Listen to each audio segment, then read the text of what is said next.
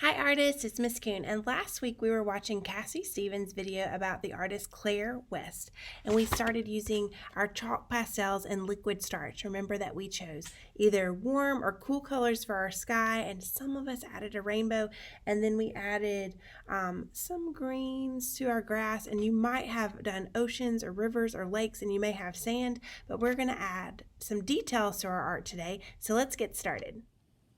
Okay, so you're going to get your work back from last week. Your starch has dried and you should have your sky, your horizon line, and your ground below. And we're going to work on adding details to our picture. I'm going to use this scrap piece of paper to give you a few ideas. Last year, when you were in second grade, we learned how to draw little three-dimensional tents. And this year, I'm going to show you how to draw a 3D house. So if you're drawing a 3D house, you can start with a triangle, square, and then diagonal lines connect down and over. And of course, I would love for you to add details like doors, maybe chimneys, some texture on the side, windows, whatever you feel like you're inspired to draw on your house is fine. Now, as your houses get closer to your horizon line, they're going to be further away. So if you draw a house near your horizon line, it would be smaller. So it would be a triangle, square, diagonal lines, connect, line down, and over. So things are going to be bigger when they're in the foreground, smaller if they're in the background, and if they're in the middle ground, they're going to be kind of a medium size so that you can show scale and depth of space. If you wanted to draw a road or a river, you would draw a wiggly line, and then because it is furthest away at the horizon line, that part is going to be smaller, and as it approaches the foreground, it's going to get larger. If you wanted to draw a tree, I would recommend not drawing this lollipop looking tree. We're not doing that in third grade anymore.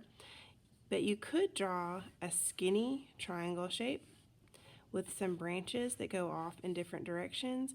Whatever you draw on your paper, I would like for you to fill in with color so that your objects aren't clear or see-through. And then instead of drawing a circle around it, I would like for you to draw an organic shape, sort of a splat of color. And that you'll fill in with color, even if it's on top of green, because we would like for it to be a different green than your background. As your trees move into the foreground, you would draw your trees a little bit bigger because they are closer to you. So this would be a larger tree, and I would fill it in and add color. I'm going to flip to one that I've worked on for a little bit. And just a quick reminder, my objects that are near my horizon line are furthest from me, so they are smaller. And then as my trees get closer to my foreground, they're getting a little bigger. My river is skinny at the horizon line, and it gets wider as it moves into the foreground. Any buildings that you draw would be smaller at the horizon line and become larger as they move towards the foreground. At the very bottom of my paper, I added some grass and flowers, and even though they look like I've drawn them the same size as some of my trees, that's the optical illusion because these objects are just closer in the picture. You're welcome to draw anything that you would like in your landscape. You can add things to your sky, and whatever objects you draw, I would like for you to take the time to color them in so that they're not clear. We're using all of our time in art to add details to our picture, and we have been talking about time and effort. You have 45 minutes to add detail to your project today. I want you to use all of your time, and I would like for you to do your best effort, which means that you're adding lots of ideas, you're being creative, and you're giving your best effort and craftsmanship. So I want us to land somewhere in the wow. If you're feeling finished and art has only been in session for 25 to 30 minutes, then you're still in the I wonder. And I want you to think of different things that you could add. Could you add more detail? Can you add some texture? Could you add some color?